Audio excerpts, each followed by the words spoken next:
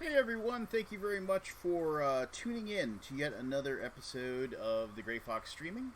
Gray Fox Games does a streaming, we try to do one every Friday at noon, and so we try to maybe hit people's lunch hour. And of course, obviously, you can watch these videos later on our Facebook channel, or you can check them out on the Gray Fox Games YouTube channel as well. For the most part, what we usually do is we just actually play a game. We play a Gray Fox game and we talk about it, talk about upcoming releases, things like that, and we invite people to watch it live and ask us any questions they may have about it. But today's a little different. Today we are actually, I have the CEO, the Grand High Poobah, the leader of King Raccoon Games, Felix. How are you doing today, buddy? Hi, Lance. Happy to be here, and I'm feeling fine. Had a great day today. My little niece was put into school today, and we had some very nice lunch together. And I brought her flowers. Like, How old I is your think it's a second. Sorry. How old is your niece? Just out of Oh, curiosity. it's she's 6 at the moment, and I just brought her second bouquet of flowers in her whole life. It's an achievement for me as an uncle. Oh no, that's very sweet and adorable. That's awesome. What? So 6 years old for where I am in Minnesota in North America in the United States. That would be first grade for us. Is that first grade for you in Germany? Yeah, it's the same. She Huh? just today she had her first school day ever. That's why she Oh, was so nervous, and that's why we had this family lunch together to celebrate that. oh, that was oh, what a good uncle you are. That's amazing. Good for you, man. It was fun. It was fun. Okay, well, that's not where. I mean, that was nice to hear about that. That makes me feel good. That gives me a warmth in my heart. But what we're here today to talk about is EOS, the Island of Angels, which is a game that is currently on Kickstarter right now. If you look at the link in this video, you can go ahead and click on that. Take you right to the Kickstarter page, and you can go ahead and check that out as well. But this is Felix's design, and Felix, you've done all the artwork for this as well, correct? Correct. Yeah, like in Tsukuyomi, I really love to create both artwork, theme, gameplay, and game experience in one hand. Not because I'm a control freak, but That's it's okay. You can be a became control freak as well. I mean, that's no, fun. actually, I'm not. It's more like it's getting a complete vision and a complete holistic experience if everything comes from the same place. Pretty sure this will change in the future for future games, but for EOS, I had really a lot of fun creating this weird world where there is normal people in this and also really weird stuff. I had fun playing around with character designs, and a friend of mine, Jakob, I invited him to join on the project and create way more of the really weird concepts. And unfortunately, from his 40 artwork designs, only like a couple of them really made it to the game, but I had fun recreating his art into the EOS style. So yeah, I did character design, artwork, and the rule design. Correct. Yeah. Yeah. So while you've been talking, I've been just highlighting the character boards of each of the different factions, and I've got to say, the ones that pop for me in the Gloin, Gilhelm, the Broken Wanderer, where it's like part of his body is broken, but obviously there must be something there holding him together. I thought that was a really cool. Also, you have Damara and the Golden Tongue, who has the snake coming out of her mouth. Two. Obviously, there's as you say, you must have a story. Just like one of those things behind you and that kind of thing. And obviously, we what is it? We have the squid race. The Quanon with that Yeah. have the Kraken. Yeah. They have a super cool ability that not only do they have their ship that cruises the board, but they actually have a pet kraken that also cruises the board for them as well. And I think what I should say right now is obviously these are asymmetrical factions that the players are going to be playing in EOS. So how difficult is that? I mean, I've always, people love asymmetrical factions. They love the like the fact that like there's all these, they're separate, but they're both like everybody's balanced out, right? And they you know, no one faction is better than others because they excel at certain things, but other things they're not so great. I mean, how tough was that for you to balance out the game and to get those things to work? In EOS, this was quite a task, I must admit. At first, I thought this will be easier. As for Tsugumi, I created more than 16 factions, which was easier to accomplish due to the game design mechanics.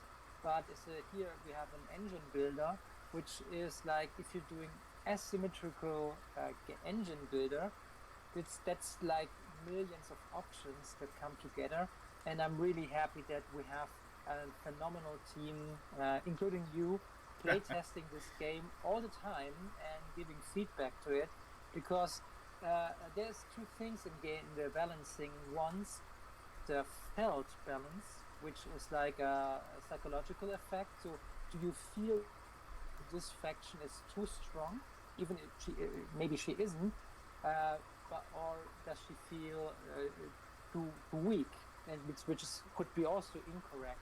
And the second one is the real mechanical balance, which is like, okay, does this faction win way more often than any other? And both had to come together to join. Like, if the faction feels strong but always lose, I've done half of the job correct. And yeah, no, like in game designs, like we do at King Raccoon Games, that psychological effect, like the experience design, is more than half of the percentage what we're doing with the games. They should give you emotions and a theme and an atmosphere that creates fun. And if you ran into a creature that calls a demon lord and it doesn't harm you like you would expect it, it's feel like, okay, there's a big delta, like a difference between how it should feel and how it actually feels. And this is what EOS was like my arch enemy, because there are so many couple of ideas, like here's the shipping, here's this threat, here's the demon lords, here's the angels, and all of this should feel correct. And well, with 3 years working on EOS, it's not like I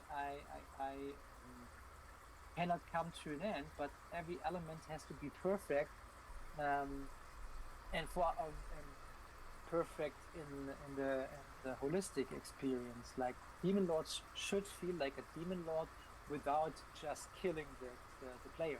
Yes. You know what I mean? No, exactly. So like, you don't want to debilitate the players and give them that, like, oh, you know, this doesn't feel fun. But you also don't want people to say, well, it's not much like a demon lord, it's just a minor nuisance. So there's that balance between, do you totally wreck somebody or like, you know, put the mittens on and somewhere in the middle you find the spot. Yeah, and I'm really happy that we found this idea of the curses. I'm not sure. Did you play the version without the curses, but with the moving demon lords? Yes, I think I've been playing this for about a year now. I mean, like the first time that I ever got shown. So I mean, and the game has progressed so much in that year. I mean, it's really. I mean, right now this version of it is so. And I'm not saying like the game wasn't fun, the one I played a year ago, but I mean it was a different game almost in so many ways. I mean, the theme was there and the base mechanisms were there, but this one it's so much different. Yeah, that's what I mean. Like the DNA never changed. It's always about you having a ship and a crew and you're going to the island and freeing angels. The DNA never changed, but it's the experience design, the UI, that really makes the game. And I really learned this from creating EOS, that those two things can be different. But Yes. they create the game, but they are so different. And for 1 year, I only work on the UI and the game experience. As you see, like there were epic battles, and there were demon lords, and there were angels, but now it feels like they're living in the same universe, and they attack the heroes or help the heroes, and that's what I mean. Like, experience design is always the cherry on the top, but always you need the top first to put the cherry on. That's why it takes 1 year now. So for those people, I mean, and just maybe just a quick run through for those people who haven't even heard of EOS and you're wondering what this game is. Felix just referenced it. You have a ship that each person will have a shipboard like these two over here. And then that ship itself will like have different abilities and what have you, and again that asymmetrical aspect of it. And then you will have a crew board, which like once again you'll have members of your crew that will have different abilities and powers that are asymmetrical once again. And then the purpose of the game is that you are traveling to this island of EOS, and there is a fabulous and I should mention before I should mention that if you go to Tabletop Simulator, you can play this game and check it out for free. You can just go there, download it in the workshop, and try out this module, and you can play it with your friends. Or just if you want to, you can get in here. The rule book is in there, so you can go ahead and read the rules. You can check out the art. So I invite you to check that out. And I do see we have some people watching us live. So if you have any questions at all for Felix or me, I'll be happy to answer, or Felix will be happy to answer those as we go. But what you'll be doing is that you will be using cards you have journey cards, which are these cards right here, that will allow the players to move their ships around the island of EOS here. And they can battle demon lords that will show up as the game progresses and go into these spots and battle these to destroy them. They can go to these spots that have these angels to rescue them, because the angels have been petrified. And so, you as heroes are going there to save them. Now, it should be mentioned, this is not a cooperative game. This is a game of everybody seeking glory. And whoever does the best job of seeking glory will be the winner. And then also there's these epic quest locations here that you can go on. And these are all different. Like you have a big stack of these, and you can randomly shuffle those, and you can get those picked and placed out there. And the big thing is that when if you defeat a demon lord, you rescue an angel, you complete an epic quest, you're going to be using this Chronicle of EOS track, where actually thematically your exploits are being recorded forever. In this book of chronicles, and then mechanically wise, that scores you a lot of victory points as well. But anyway, I just wanted to give that brief overview, and I've thought of questions while I was talking here. So where did you come up with the idea of petrified angels and a mystical island that needed to be explored? How did you come up with that? EOS based on an older game concept we had, where players play together, but also, like in this game, semi-cooperative. Like, they have to accomplish one thing together, like saving the Earth, but also have their own agenda and try to win in that context. But it felt more like like a way more boring Euro game. And I said, okay, I really like the concept and what we're doing in the game, but it needs a new theme. And then for a couple of weeks, I just collected ideas and mixed them in my head. And then one day, I just said to my wife, Yasmin, what about angels trapped on an island, petrified? It just popped up, and that, oh, okay, that's interesting. What else? And then all the stuff come together in the next couple of days. Like, when we have angels, we need demons. Yeah, and that's then then all these elements came together. Like, we have an island, and we have ships that goes there, and once the main core idea of these angels on an island, and also the name Island of Angels, which is like an epic title for itself, sparked all the remaining ideas, like and then we just, or not just, but we had to decide, okay, those should not be like regular Christian angels because that doesn't work for me. They should be like a mythical creature, and the demon lord should not have horns and all these stuff because they will not fit to the theme with the water.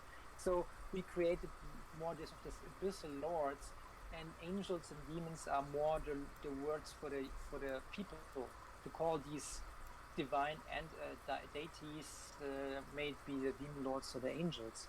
So the theme came together once the core idea was found. And one thing that came to my mind always is like I heard a lot of Dead Can Dance music at the moment at this time, and Dead Can Dance, they create this outerworldly atmosphere, and there's one song that called the Host of the Seraphim, and I think that sparked some kind of the core idea. And for a couple of weeks, I just listened to Dead Can Dance albums and get my inspiration from. No, I mean it's completely original. I mean I'll give you that. It's something that I love how the demon lords are. That's my favorite demon lord, Remeron, the guy who's just sitting there with all of his all of his filth. I was back when I had more time. I was a very big miniatures war gamer, and so he reminds me of Nurgle from the Warhammer universe. Yeah. So I love the fact, yes, it's like all of these demons, they aren't, as you say, they aren't demons. I mean, they're in the classical sense, they are these like leviathans from the deep or whatever that patrol the oceans that are around here. And so it's a very cool combination of your own world, and plus like I said, each one of these factions just has like its own little theme to it. You have the Queendom of Misfan. You can notice that all of the all of the crew members in this one are it's Queendom, so all the crew members are women. And you have like the Kusan, which there's a die, like kind of a destiny die that you get to roll, and like they're like the weird gamblers, I guess would be the way I describe them of the world. They're also the merchants and the gamblers. Yeah. So, and of course the squids, because the squids are just fun, and with obviously with the Kraken. I mean, where did you come up with the squid? I mean, because I like playing the squids, and I like playing the Gloin. Did you just decide at one point I gotta have squids? I gotta have squids in the game, or where did the idea of that come from? All of these ideas came together once we had to come up with. At one point in the game, we had this unique characters beforehand. We had more than 50 unique characters, and you were drafting them. You created your crew yourself, which was a really nice idea, mechanic, but it had problems. One was like we have a really like high entry level, so we came up with the idea having fixed crews and then increasing the values of the characters instead of changing the characters. And once the idea of fixed crews arose, I had to match them up and think about themes. And I came up with, okay, what about a faction? Of course, we need one nation that's good with money, and that's what the first idea for the Kuzan is. That okay, only money. It's not a theme. It's like a mechanic. Then what about gambling? Okay, let's make this into a gambling faction, and then merchant and rats and all these people from Kuzan. It's the biggest city on the continent of Kuzan, and it's like a melting pot of cultures. And the Mispan, I really like the idea of coming up with parodies, but also very true part of our own society. What about a nation that is controlled by women, and they say, females are best to serve in the marine, in the navy, and also on the battlefield, and men are mainly best as craftsmen and bankers and butchers and all these, but the navy is completely ruled by females and by women, and to become an officer, like higher ranks, you have to have given birth. That's because you have to feel the responsibility to really serve the nation. So like I come up with ideas. It feels a bit weird, but it's not completely out of this world. Like for Gnome, the Green faction, they come from the Island of Plenty, and they call themselves the Blessed People. But as they are, like, I think it's 12 to 17 kin, different folks on that island. The main question for them is like, who is the most blessed one? They are all considered to be the blessed people of the world, but which one is the blessed? I gotta know what's with the weird box with the chicken legs with the reptile tail. There's Scout, that meep gree. I mean, what? Yeah, meep gree. Yeah, it's I have my own stories for all of them, and we're not sure if we will. Maybe we want to print them on the backside, like you can read about the characters on the backside, or we leave this to the fantasy. You know what I mean? Like yeah. I mean, come up with your own backstory. Come up with your own backstory. Yeah. What Meep Gree is all about, and go from there. No, I get that. I get that totally. And for example, Gloin, they are the most renowned and best warriors of the whole world, but also they are bounds, because heroes they not only become epic through their deeds, but also about the songs that are sung about them. And that's why they also are bards and poets, because they write their own legacy. And that's like, you know what I mean? Like, it's a funny twist. We have this from the far island of the giants. Like, they come from a different island where the giants live, and they only can live on the coast because the very inner of the island is completely owned by the giants, and they don't accept other creatures. So the people of Gloin live on the shores, and they are weird. They like magical creatures like the Mara Goldentongue. What the heck is she? That's part of the EOS experience. But I think like having characters that are not people are not used to see those characters normally in board games, and that's what we always feel like having in a King Raccoon Games game. We like to explore what's possible. And you talked about the Quanan. The backstory of the Quanan is they actually are the siblings of the Demon Lords. Demon Lords are called, they are the Abyssal Lords, and the Quanan, they had a really huge empire eons before the humans ever walked the earth, but underwater. And their empire, they had this senator. He wanted to get rid of the democracy, the Senate, and he made a deal with the Abyssal Lords. They say, okay, I will free you from your Abyssal prison, but you will help me gain control of the empire.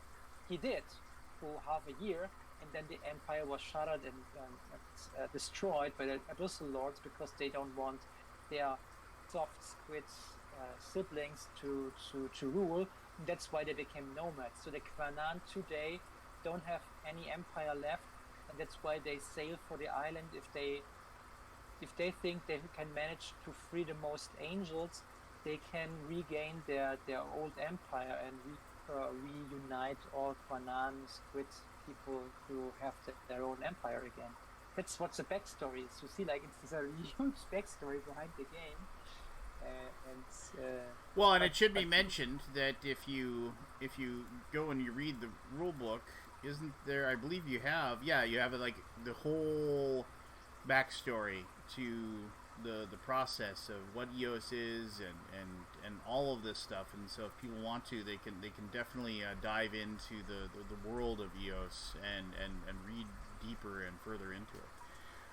yeah, and also like in the game, like the epic battles and the thread cards, the journey cards, they all tell the story. It's I try to tell immersive stories where you can really read the journey card. You just play the journey card and look at it. Okay, say okay, what's happening here? What's happening on this card? See, like here, okay, we have two demon lords attacking a ship, and maybe we find one of those with Quanan relics. See if we can find it. Yeah, see here. See, like this is a talisman from the Quanan Empire, and it's name one demon lord aura. You may ignore this aura for the very turn. So I tell this story. Yeah. In the cards, in the illustrations. Here, delivery for the troops for Her Majesty. You see, like the smugglers giving swords to them. It's like the story is inside the game. It's not like just put on top, but interweaved and tangled with the game mechanics and what you're actually doing in the game. No, and obviously, I mean, you're pointing out all these little like I guess I would call them Easter eggs, if you will, like Yes. stuff like that's hidden, within, like that if you take the time, I mean, obviously, mechanically wise, this card could just say, move your ship one, and then have text under it. It's like ignore one demon lord aura, but no, but actually having that more. That having more immersion, more depth is going to obviously make the game more interesting as you play it. And I should mention that, like, when we're talking about auras and what have you, like, so these demons when they are on the board, like they're here, the Quaranavan, that's like curse. Unfortunate size. Each player reduces their max hand size by 2. As long as that demon lord is alive and on the board, everybody is affected by that particular negative effect. Here, Temataban, it's like each player must place a Demon Lord pawn from the supply onto any hero, and then you can't activate that hero. So, and I should mention, just mechanically wise, what that means. When you are playing the game, you will activate a hero on your turn by selecting a hero, and then you get to take like the action or whatever. You get to take in. You'll pay coins depending upon what you do. Like the quarter here, the quarter mistress here allows you to build ship upgrades as the game progresses, and so here that would mean that she has moved her level marker up to here, and if we paid 30 coins here, you would get 1 ship upgrade and 1 shield, like denoted by these 2 things right there.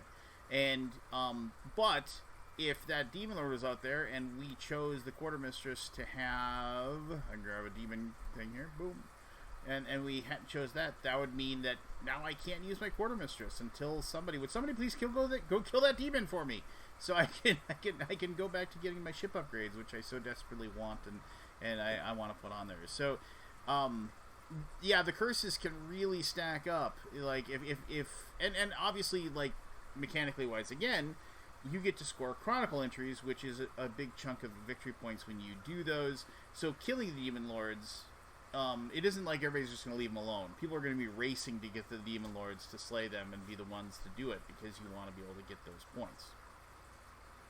And this is one element what I said about what I really like personally myself. It's like we had a couple of ideas for demon lords, how they can affect the game and be like what you would expect from a demon lord. Like they should really do harmful things, but we ran through several iterations where they just hunted you or attacked you and crippled your engine. And you're like, okay, I cannot win the game anymore because the wrong demon lord attacked me twice. And we went through the iterations, and then we came up with the idea of these curses, which is like an effect that not cripples the game but deactivates rules or deactivate abilities, but for all players the same. So that's what I call this mechanic. I call this the engine pressure. It's just a theme for me. Like in engine builders, you normally just increase your engine and then become better and better at the game, um, which is like a ramp up feeling.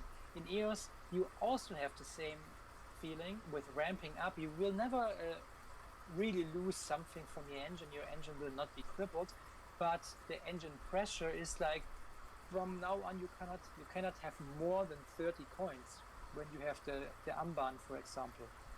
Or with Klondan, you cannot raise in ranks anymore. And as this is a pressure to the engine, you have to adapt to this curse and adapt your engine to meet those restrictions. And I think restrictions. And that's what I like. It's like it feels more of an adventure, but for all players the same. It's not like one player is hit by an event, but all players have to deal with the curse and effect of the Demon Lord aura. All right, Felix, I know you said you gave me a half hour, but I did get a couple of questions in the chat. Sure. You want to? Okay, so one of them had to do with EOS, and they said EOS seems to be... Here, I apologize.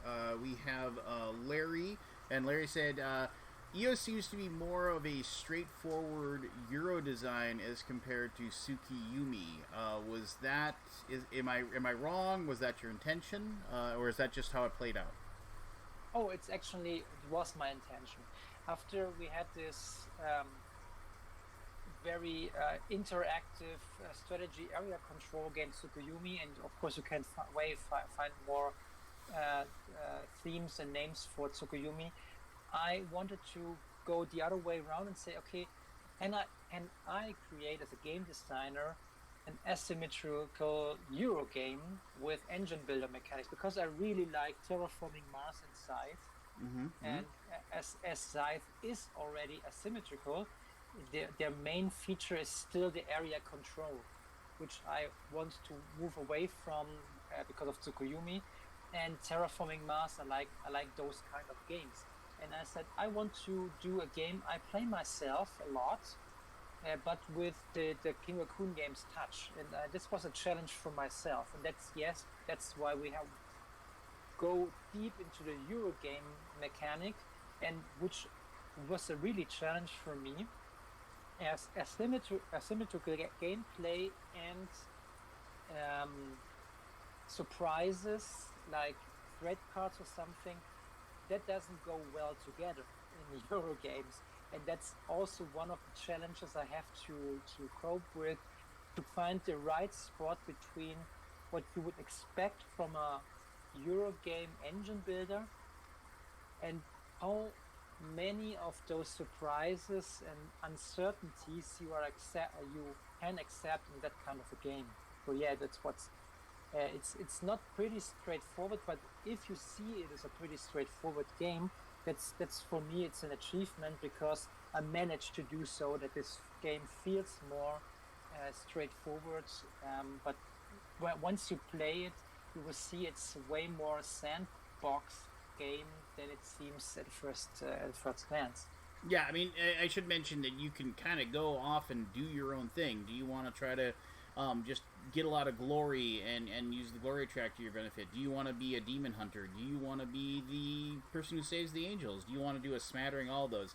There's a lot of different ways that you can propel yourself to achieve victory. And in my playtests, I mean, it's like when you playtest, you don't play the game for fun. You're playing it to find weaknesses. You're playing it to like, what happens if I do this, right? And I remember being able to find ways to win, with any of those opportunities and stuff and processing it. So definitely, there isn't one core path that's going to lead you to victory.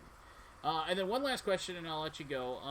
And of course, it was going to be about Tsukiyumi. Hi, Felix. This is from Beth K. Hey, Felix. EOS looks amazing. I'm a backer. Excited to get it. I also have Tsukiyumi and love it. What can we expect in the future for Tsukiyumi? We are actually already nearly finished with the Sunrise Kingdom expansion, which is a complete new expansion. And again, our supporters and players, they always be in the process, and we had people asking for new factions. Of course, we will present you in 6 new factions. I will go into that couple of seconds. But also they said, okay, I now played Tsukuyomi a lot, maybe, and bringing in a new expansion should also add more. Okay, just more. And, just more. also, just give us it all. Give it all. Give us every single bit that you possibly can. Right.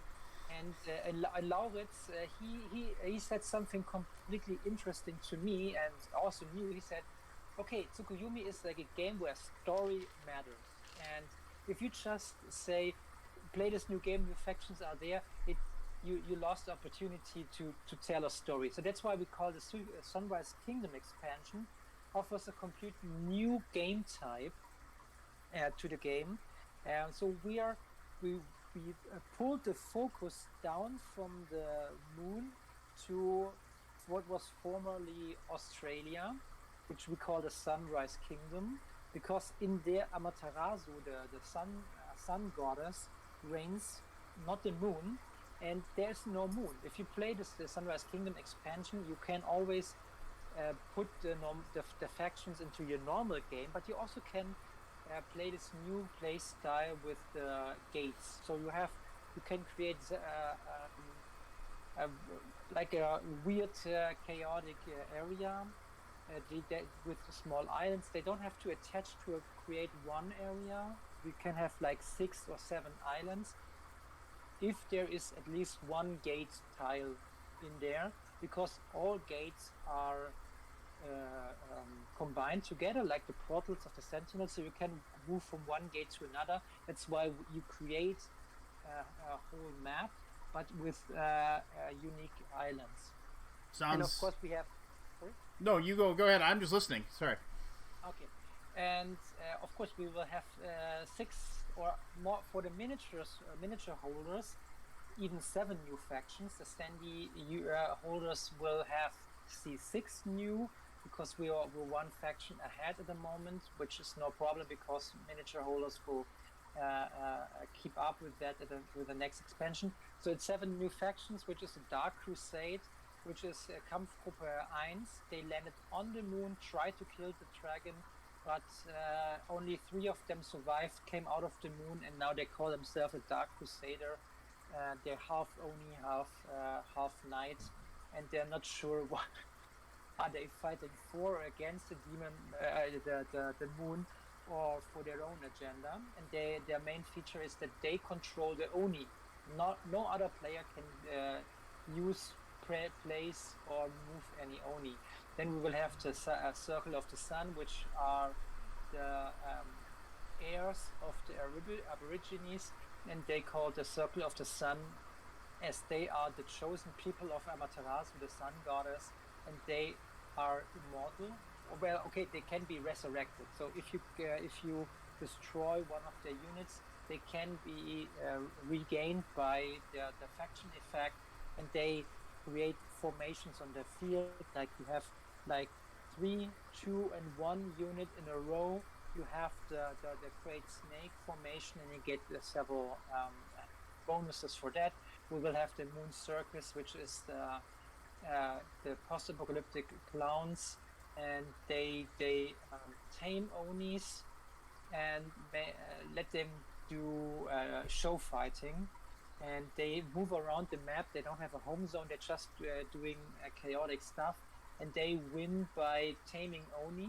And by taming Oni, they remove them from the supply. So the more Oni they tame, the less the other players have at their hand. And then we have the Sisters of Seven, which are a Russian faction. They were placed into bunkers, and it's an all-female faction, as they are it's a long backstory. Oh yeah, it sounds like you got 1,000 things coming out for Tsukiyumi. Yes, So let's just so say this. I mean, no, you're very passionate about it. So, but if somebody wants to find out more about anything King Raccoon centric and about Tsukiyumi or EOS, where's the best place to go? I know you guys have a Discord. Is that a good place to go in there and go check it out? Discord is perfect. Also maybe Facebook, but I think Discord and Facebook, they are equally at the moment. Maybe they have some delays of a couple of hours or days, but we will feature both channels. If you're more into interaction, I think Discord is the better. If you're more into like receiving the news, then Facebook is mainly the option. Perfect. But and if people feel like supporting us in any other means, we have a Patreon where if people are interested, where you can support us and help us creating more games. But you will get a special Discord special Discord roles for supporters. Oh, so, that sounds awesome. It's well, okay, well there you go. That's how you find out more about Tsukiyumi. But Res, for right now, well, I mean, EOS, just follow the link, as I said. Go to the Kickstarter page. The game is funded, and so like go and get your deluxe copy. We should mention that there are a ton of very special deluxe upgrades that are only being offered for the deluxe version of the game. That is only going to be offered through Kickstarter. So if you don't want to miss out on, how many times have you been at a convention where it's like you walk by a game and you're like, oh, I have that game, but my game doesn't look like that, and they're like, oh no, I have the deluxe version. You're like, oh, you have that moment where you're like, so that don't get that moment of like, oh, like make sure you go and back it now so you get the really, really awesome version of EOS Island of Angels. Felix, do you have any last little bit or anything you want to mention? Just an add-on to your to what you said, because in the tabletop simulator we offer the full experience. So this is already the deluxe version with the wooden like this unique ships and unique workers, and also the mission card implement. So all this stuff. So what you see in the tabletop simulator is actually the deluxe. The deluxe version. All right, yeah. So if you want to check it out and see what you'd get with the deluxe version, that would be the way to do it. Is to come and check it out on Tabletop Simulator right now. Felix, and when did you offer the next playtesting rounds? Because I know you offer a lot of playtesting rounds. Yes. So I will probably be offering another playtest later this afternoon, but also next week we'll be off. If you want to come to the Gray Fox Games Discord, we have our sign-ups, and we'll be offering multiple playthroughs next week as well. If you want to come in, and I'll teach you the game, I'll play the game with you, and you can check it out and play it before you back it. I guarantee you, once you play the game, you're gonna love it. But don't listen to me. I mean, there's multiple reviewers out there who have said the game is fantastic. Peter Vaughn, if you're familiar with Peter Vaughn used to be with Breaking Games. He's made his own thing with Cardboard Alchemy. He recently had a huge Kickstarter for Flamecraft, which was like a game that he came up with and designed or helped develop. But I mean, he said this was probably, as soon as this game is going to come out, this is going to be one of his best games of the year. He absolutely adores this game. So, but yeah, try it before you play it. Go to Tabletop Simulator yourself, download it, play it. If you want me to walk you through the rules, happy to do it. Just reach out to me. Easy to find. You can find me anywhere, but Discord's a really good shot, or Facebook, and I'll be happy to teach you the game and walk you through it. Thank you very much for your time, Lance. No, thank you, Felix. I know you. It was a blast. It's you're in Germany, man. You were supposed to go home from your office or your studio or whatever it is. You were supposed to go home a long time ago. So actually, speaking with you about the things I love is where I belong. It's I'm really passionate for the things we're doing. We're doing this for a couple of years, and I could not imagine doing something less. What I'm less passionate about. That's so talking with you and well, it absolutely shows. It's perfect for me. It absolutely shows in your designs, and I mean I don't know. It's just like you are a force of nature when it comes to your board game designs and the way you're. There's absolutely no way that I could create the things that you do. So kudos to you, good sir. But thank you very, very much.